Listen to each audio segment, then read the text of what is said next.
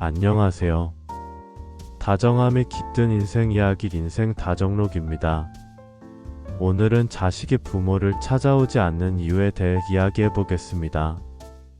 자식이 멀어진 이유를 몰라 눈물 짓는 부모님들은 왜 자식은 점점 멀어지는 걸까? 라는 의문을 가집니다. 아무 날도 아닌 평범한 목요일 오후입니다. TV에서는 익숙한 드라마 재방송이 흘러나오고 식탁 위에는 오전부터 손수장을 보고 정성껏 차린 반찬들이 놓여 있습니다.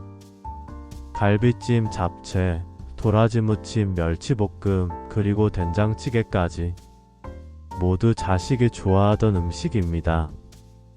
이번 주말엔 오겠지. 몇 주째 마음속으로만 반복하는 말입니다. 휴대폰을 수시로 확인하지만 자식에게서 연락은 오지 않습니다. 톡도 전화도 없습니다. 문을 한 번씩 힐끔 바라보는 버릇이 생겼습니다. 문고리가 돌아가는 소리만 들어도 가슴이 덜컥 뛰곤 합니다. 하지만 그 문은 열리지 않았습니다. 음식은 결국 식고 마음도 조금씩 무너져 내립니다. 이유 없이 쓸쓸한 저녁이 또 하루 지나갑니다. 이런 상황 누구에게나 한 번쯤 있었을 것입니다. 특별히 자식이 나쁘거나 못된 게 아닙니다. 그렇다고 부모가 뭔가 잘못한 것도 아닙니다.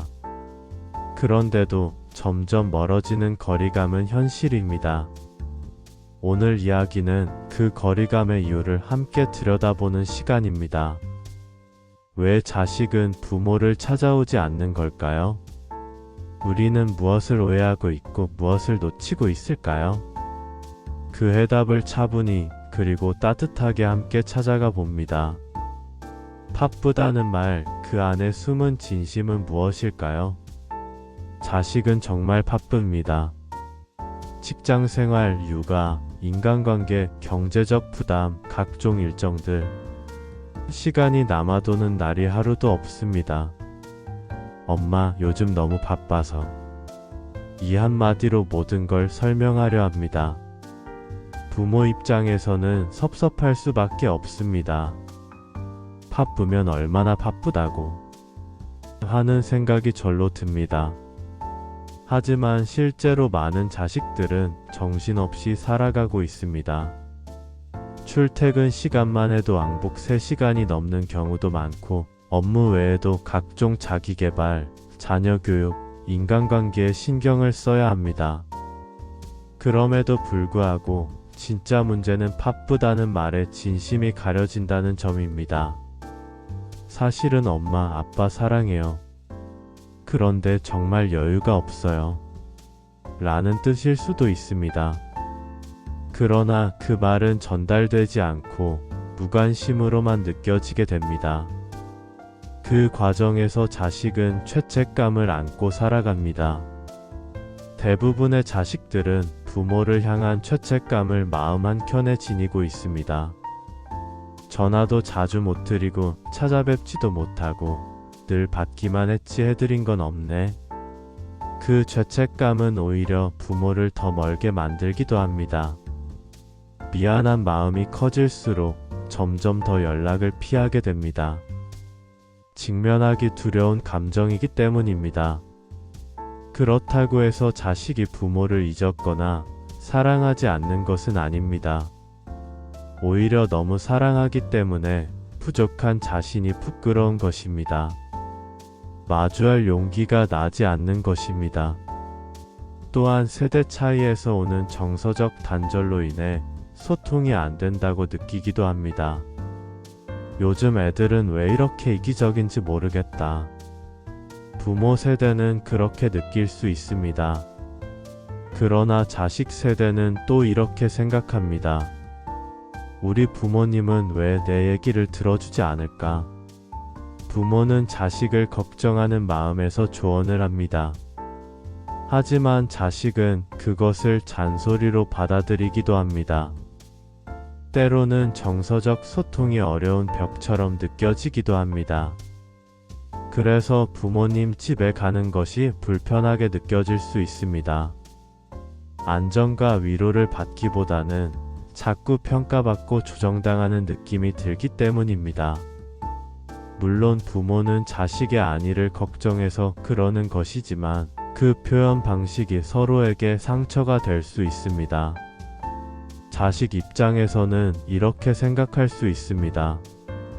엄마는 늘 너 잘 되라고 하는 말이야 하시지만 저는 그게 너무 힘들었어요.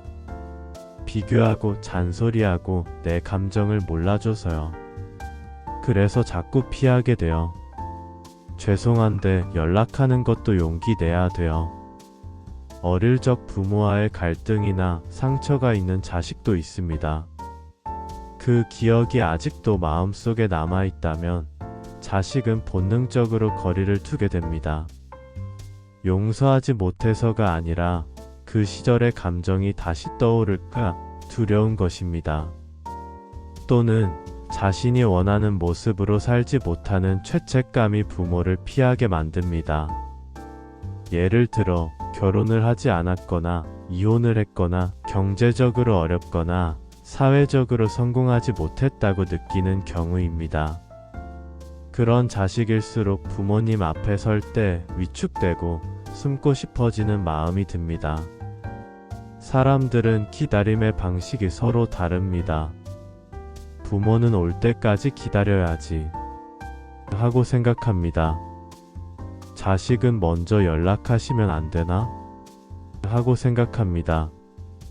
이 기다림의 간격은 쉽게 좁혀지지 않습니다. 부모는 자식이 먼저 연락하길 바라고 자식은 부모가 괜찮다고 먼저 안부를 물어주길 바랍니다. 결국 서로가 기다리기만 하고 어느 쪽도 먼저 손을 내밀지 않습니다. 이런 침묵은 점점 깊은 오해로 이어지고 결국 단절로까지 발전합니다. 사실은 그 누구도 사랑이 식은 것이 아닌데도 말입니다. 정신분석학자 에리 프롬은 이렇게 말했습니다. 부모의 사랑은 본능이지만 성숙한 사랑은 배워야 한다. 미국 심리학자 존 카트맨의 연구에 따르면 자녀와 부모 간의 정서적 교감이 활발했던 가정일수록 성인이 된 자녀가 부모와의 관계를 긍정적으로 유지할 확률이 높다고 합니다. 반대로 정서적 지지가 부족했던 가정에서는 성인이 된 자녀가 부모에게 거리감을 느끼며 심리적 단절 상태가 오래 지속되는 경향이 있다고 합니다. 이 말은 결국 지금이라도 정서적 소통을 시도한다면 관계는 회복될 수 있다는 뜻이기도 합니다. 우리는 모두 누군가의 자식이며 누군가의 부모입니다. 자식이 부모를 찾아오지 않는 이유는 단순한 무관심도 고의적인 외면도 아닙니다. 그 안에는 말하지 못한 감정들이 쌓여 있습니다. 서로를 향한 사랑과 미안함, 오해와 침묵이 얇은 벽을 만들었을 뿐입니다. 기다림의 끝에는 대화가 있어야 합니다. 혹시 자식이 너무 멀게 느껴지시나요?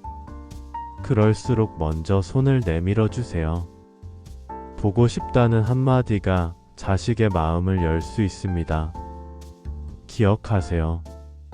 어떤 시간도 너무 늦은 법은 없습니다. 사랑을 주고받는 데는 유통기한이 없습니다. 오늘 이 글을 들으시고 지금이라도 전화를 걸어보세요. 따뜻한 목소리가 차가운 거리감을 녹여줄 수 있습니다. 서로에게 가장 큰 위로는 괜찮다, 고맙다, 보고 싶다는 말 한마디입니다. 긴 이야기 들어주셔서 감사합니다. 이곳이 당신의 편안한 쉼터가 되길 바랍니다. 구독과 좋아요로 따뜻한 인연 이어가요.